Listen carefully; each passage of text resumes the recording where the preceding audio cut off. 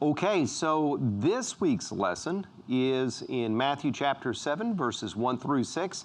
And we're going to be talking about judging and being judgmental. So when you think about the Pharisees, what were the Pharisees known for? If somebody comes up to you and says, hey, tell me something about the Pharisees, what comes to your mind? Right. Okay, very legalistic. Okay, and they were. Something else? I live there. Self-righteous. They are very self-righteous, and they are also very judgmental. And if you stop and think about it, being self-righteous and being judgmental really are going to kind of go hand in hand together. You know, if you think about it, if somebody is going to, self-righteousness is going to be adhering to a person's standard, not God's standard, but to a person's standard. They may think that their standard is God's standard, and they may tell other people, I'm following God's standard, but there is the self-righteousness part about it, And so, it's really their standard that they put up. And so if they're going to be, living up to their own standard, what do you suppose they're going to be doing to people who are not? Chastising them, looking down on them, being judgmental. And as a matter of fact, have you ever heard our term being Pharisaical? If you ever hear somebody comes up to you and says, hey, you're being Pharisaical, what that really is saying is that you're being judgmental. You are looking down at other people. That's where we get, that expression from.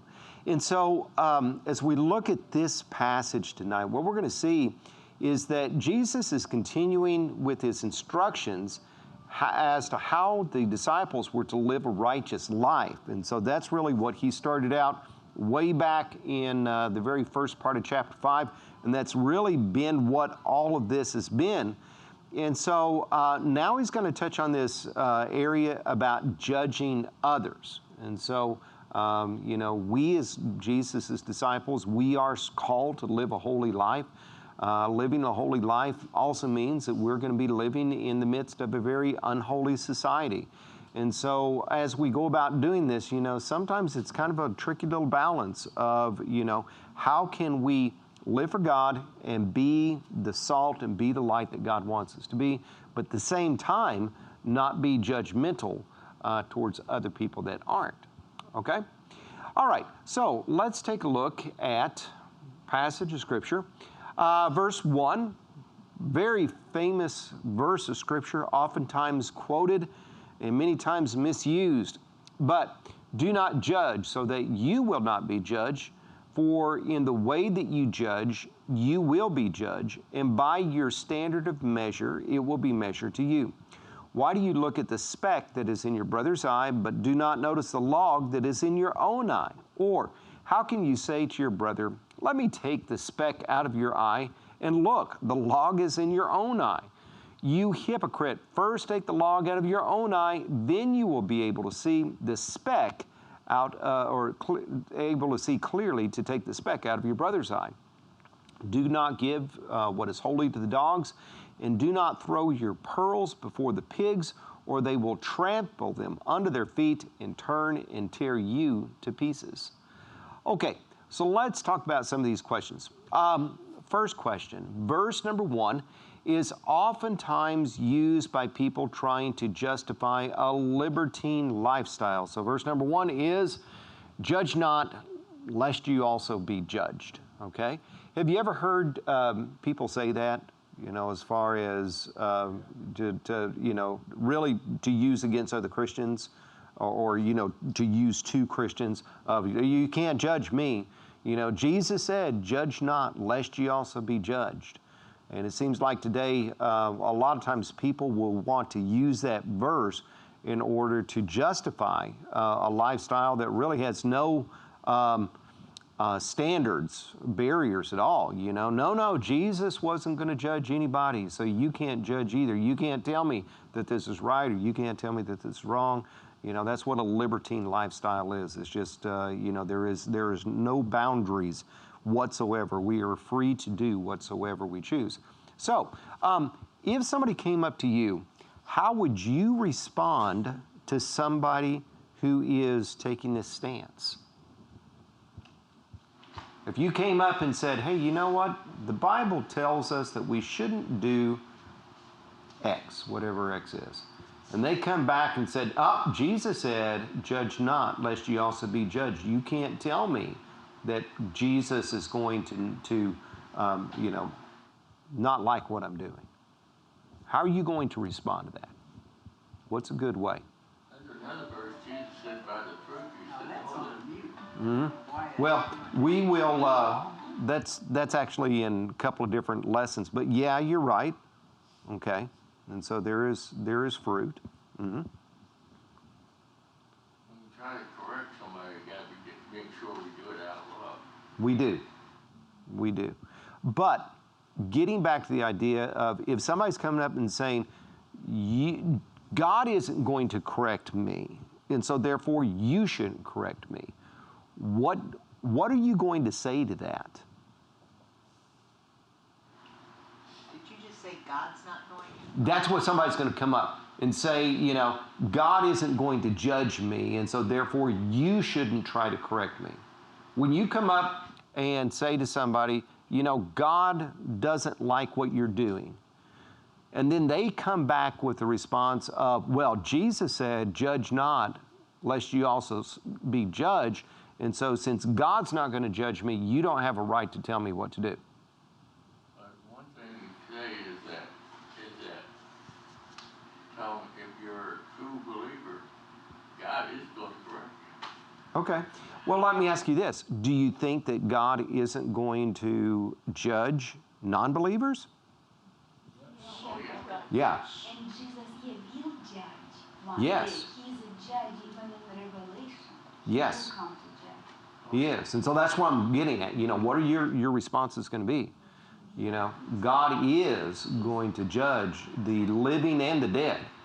Because people think Jesus' law being all about love and patience and meekness and everything. No, he also judges. Yes. He is loving and meek and kind and mild, but at the same time, he is also the Lion of Judah.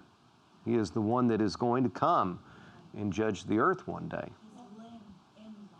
Mm-hmm. They're wrong to say that, they're wrong to think that God's not going to judge them just by what you said. They said, well, God's not going to judge me. They didn't read that in the Bible, that God is not going to judge them.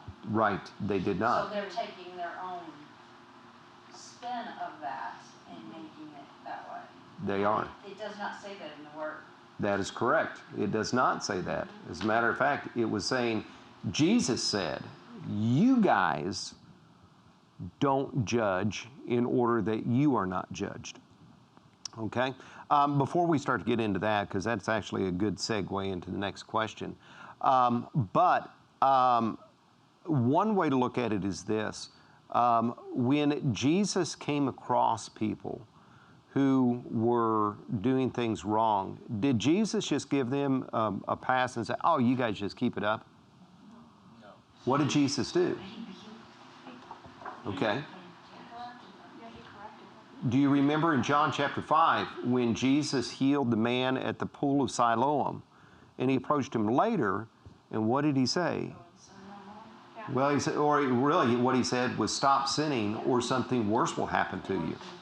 Okay, and so the man was in that predicament because God had judged him for something that he did, and Jesus was merciful to him and healed him, but at the same time, he was merciful to him and giving him that warning of saying, you need to stop what you're doing.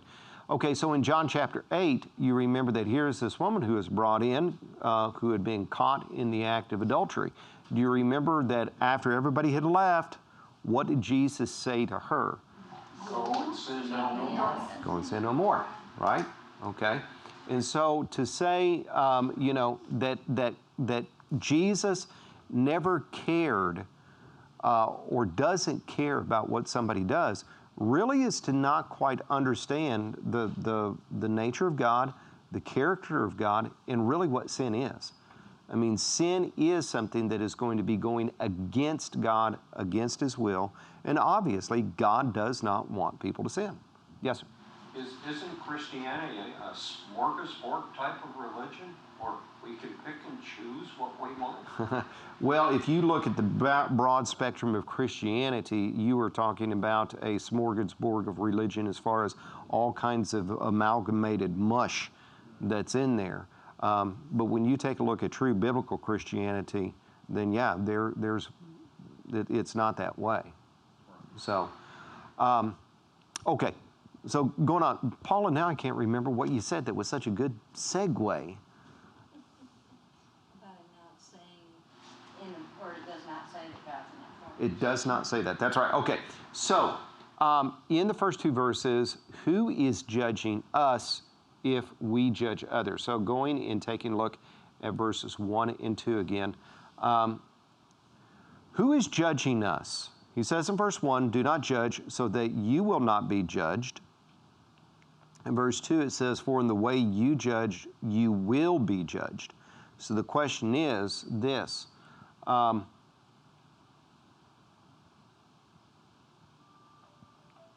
whom? Okay. All right. So by God, and by the standard of measure, it will be measured to you. Olga, do you read God in here any?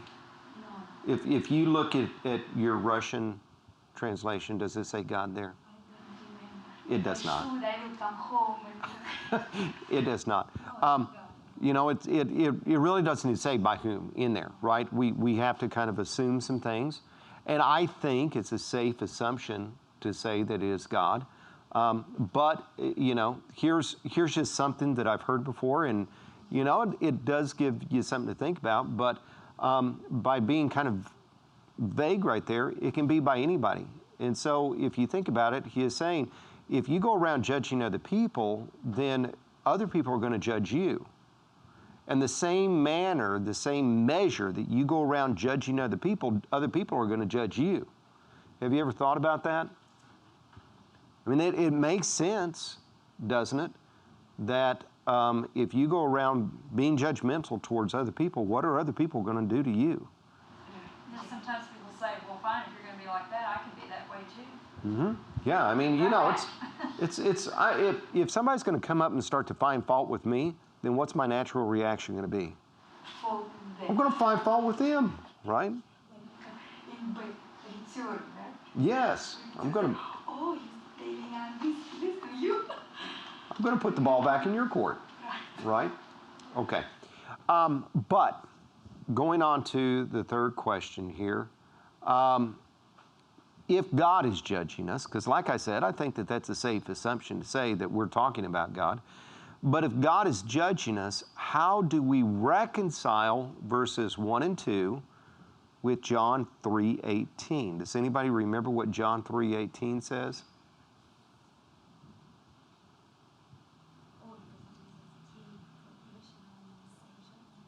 I got to take a running start at it, so... He had done. Yeah, so John 3:16, for God so loved the world that he gave his only begotten Son, that whosoever believes on him shall not perish, but have everlasting life. 17 says, for the Son of Man did not come into the world to judge the world or condemn the world, but rather to save the world through him. Then 18 says, he who believes is not condemned, or he who believes is not judged. But the one who does not believe in the name of the God's only begotten Son, he stands condemned of his own sins. Condemned already. Thank you very much. Okay, so that phrase there of he who believes is not condemned, or he who believes is not judged. How do we reconcile that with verses 1 and 2? Judge not, lest ye also be judged. What do you think? How do those two verses go together? Because Jesus obviously is speaking truth, and so it's not like Jesus said one thing and then later on he forgot what he said and he's going to say something contrary to what he said before. It doesn't work that way. So how are we going to say, bring these two together? You don't have to pay for for what we do or will receive a blessing. Bottom line, obey God. We need to obey God. Okay. You know. But maybe we'll be judged because Jesus came to save us, but he will come to judge us. Okay. So what you're saying is that we're going to be saved, but no, we're not going to be saved because we're going to be judged. No, no, it's not believers. How about this? How about this? When we look at God's judgment, God does judge sin, but keep in mind that as far as salvation is concerned, our sins have been judged in Jesus Christ, right? So I am justified by my belief in Jesus Christ because he died on the cross for me. He took my sins upon himself so that I don't have to bear the penalty of them. So I don't have to face condemnation or judgment. I don't have to experience hell because Jesus died for me, right? Okay? Now that takes care of salvation.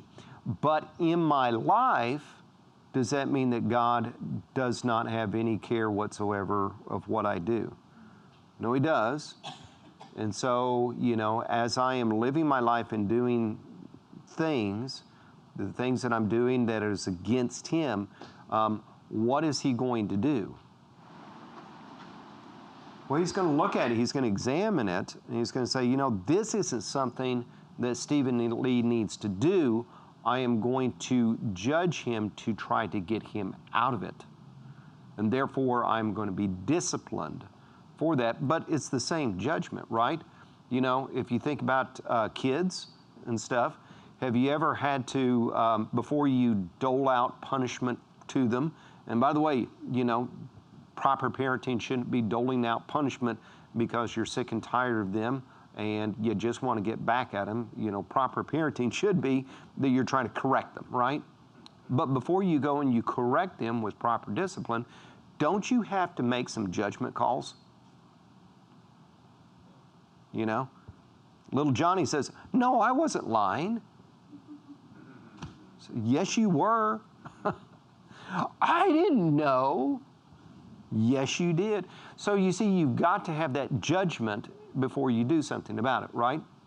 So when we look at whoever believes in Jesus Christ is not judged or is not condemned, that's because Jesus has already taken that on the cross. When we look at what we're doing in our lives, and Jesus is speaking to his disciples, and he's saying, do not judge or you are going to be judged, he's really just simply talking about how God is going to be approaching you in your life. Because if you go around acting like the Pharisees, and if you go around judging others, then what is God going to do with you? He's going to treat you the same way. He's going to correct you, right? And so the standard of measure that you dole out to other people, God is going to be using to you, right? And the way that you judge other people, God is going to be judging you. So, that means that if you are harsh and critical towards other people, God's going to be harsh and critical to you. If you are kind and loving and merciful to other people, then God is going to be kind and loving and merciful to you. Doesn't mean salvation, it means what we do. Yes, sir. Isn't there a saying, do unto others as you want them to do unto you? Yes, sir. That is actually coming up in verse number 12.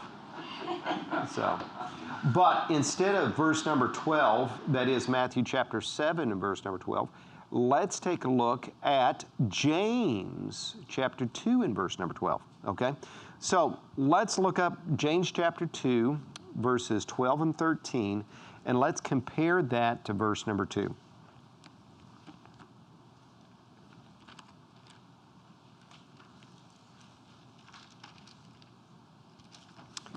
James chapter 2, verses 12 and 13. All right. So in James chapter 12, or chapter 2, if you're in James chapter 12, then we got some problems here. Okay, James chapter 2 and verse number 12. speak and act as those who are going to be judged by the law that gives freedom, or the law that gives liberty, because judgment without mercy will be shown to anyone who has not been merciful. Mercy triumphs over judgment, okay? So when we take a look at that and we compare it to verse number 2 about, the way that we judge others is going to be judged back. The standard of measure that we're judging others is going to be given back to us. What measure does God use for judging us? Looking at James chapter 2 and verse 12. Mercy. Right? And aren't you glad he does? Because, if God wants to find fault with us, he can. Very quickly, very easily, As you stop and think about it, God is merciful to us each and every single day that we live. Right? Okay. So if that is the standard of measure that he is using for us, then what is the standard of measure that he expects us to use for other people? Mercy, right? And isn't that what James chapter 2 and verse 12 and 13 is really saying? You need to speak, you need to act as those who are going to be judged by the law that gives freedom. Now that law that gives freedom is merciful, isn't it? It's not constraining and condemning us. It's giving us freedom because of forgiveness. And it says, because judgment without mercy will be shown to anyone who has not been merciful. Mercy triumphs over judgment. You guys got any questions on that? No? Okay, next question.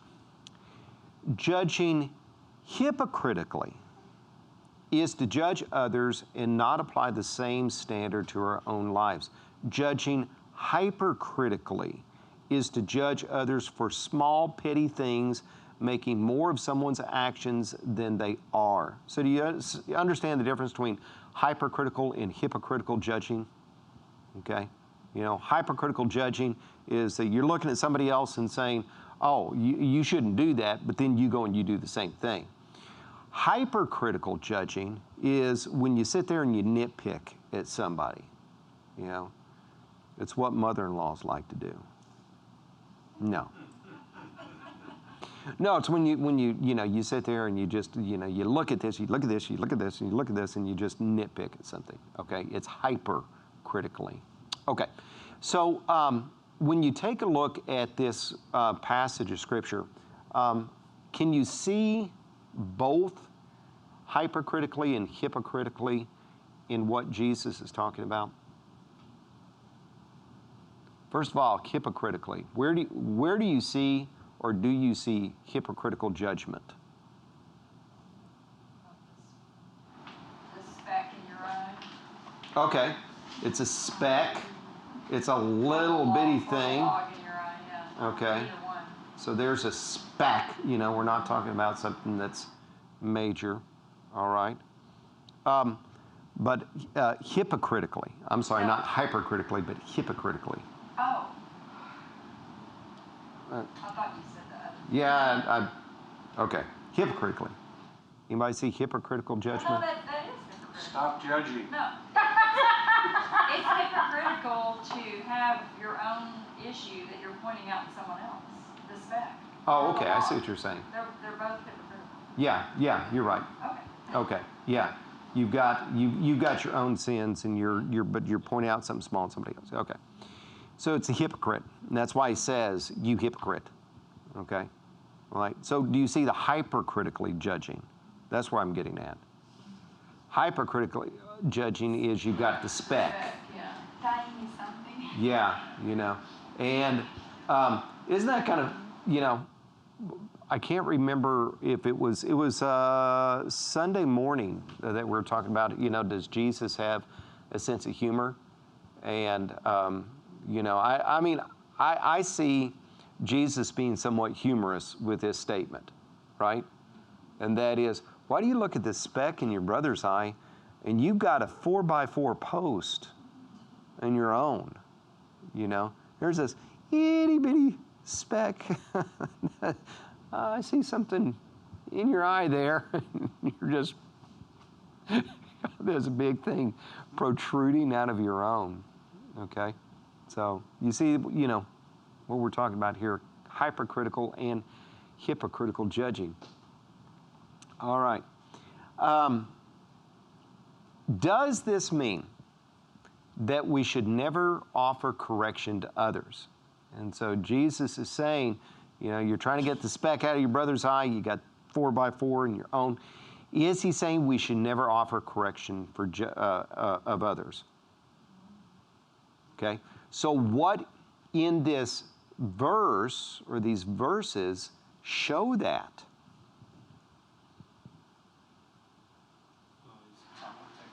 Take your own load.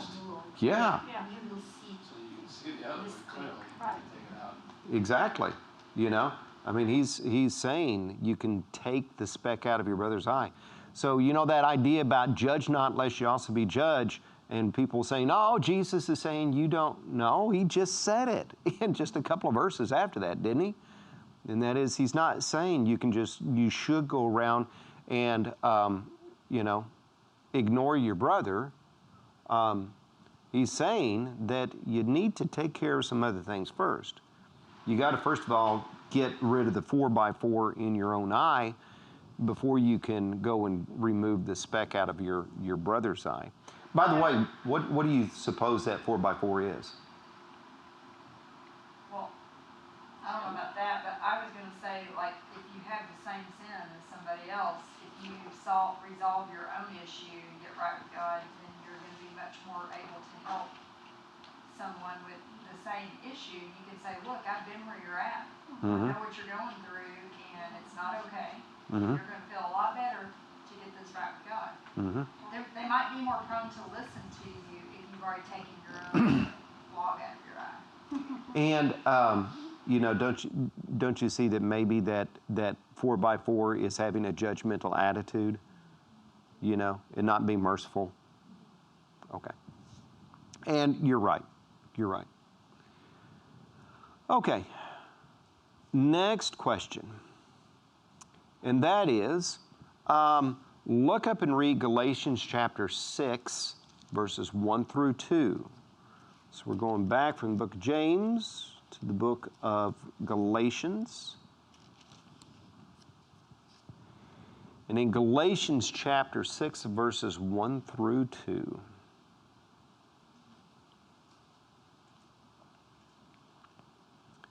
All right, it says, brothers, if someone is caught in a sin, you who are spiritual should restore him gently, but watch yourself, or you may also be tempted. Carry each other's burdens, and in this way you will fulfill the law of Christ. Okay? So, what should we do according to what's saying here in Galatians? What should we do before we correct others? Review our own situation. Look at ourselves. Not so that we can be perfect, but so that we can recognize our imperfections. Yeah. Okay? Because when we start to recognize our own imperfections and we start to see the mercifulness that God gives to us, then we can start to talk to other people about, you know, how God can be merciful to them. That's really what being gentle is all about. And when we do that, it really needs to be a way of I'm not telling you what to do. I'm in the same boat with you. And I'm trying to lead us out of there, you know. If we come to a point where we're saying, you know, I'm here, you're there, let me tell you what to do, well, isn't that kind of setting ourselves up as a judge? And that's where we're going there, right? Okay. What one word can make the difference between judging rightly and wrongly? So if you think of a word that would be that one word that's going to make the difference between judging right and wrong, what is that word? Love.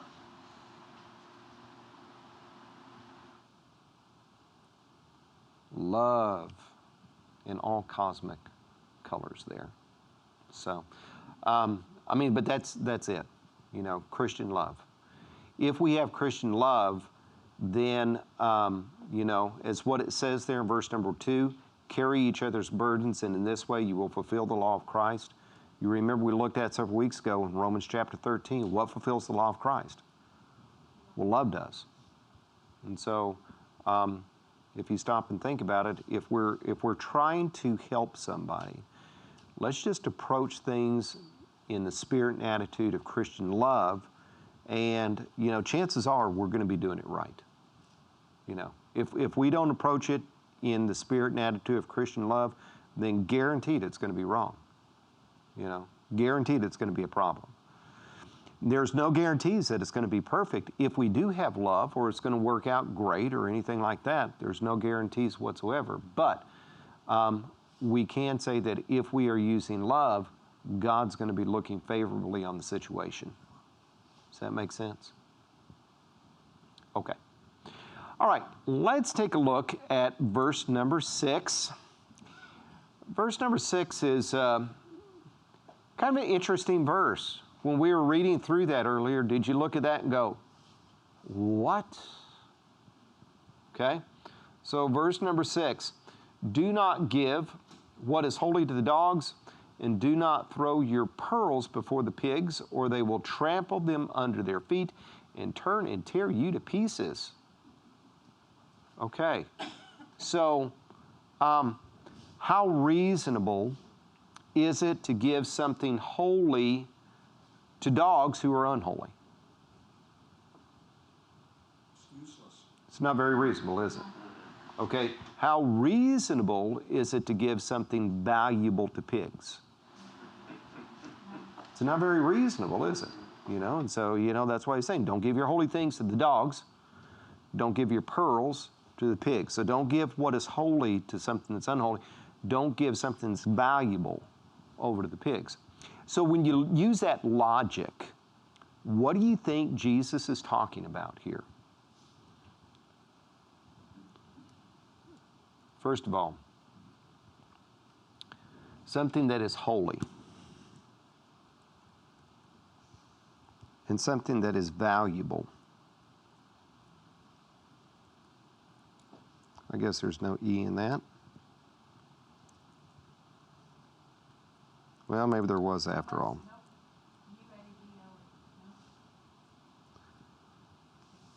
Valuable.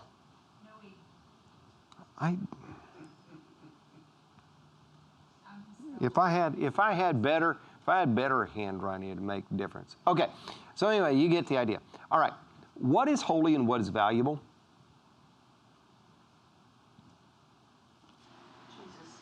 Jesus is. It's holy, Jesus is holy. Jesus is valuable. and our belief in Jesus is valuable.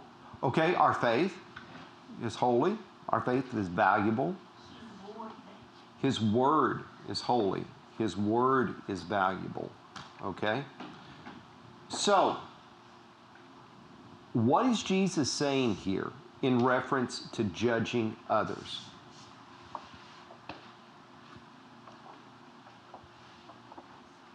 Don't take what is holy and valuable and give it to some place where it doesn't belong. Yeah, we share our belief with somebody. Don't push it down if they don't want to hear no more. That's a good application of it. If you go and you witness to somebody and somebody is about ready to punch you in the nose, you don't have to go back, right? You can, like what Jesus said, wipe the dust off your sandals and move on. Okay? Because chances are, if you continue to go after it, then what's going to end up happening? They're going to trample what you have and then turn and tear you to pieces. Right? Or What about when someone's like wanting to debate you and argue with you, and they're twisting your words around on you, and they're really distorting the truth at that point, and you're getting nowhere. You're right. You're right. And I don't know, sometimes it seems like we feel like we always have to say something else, right?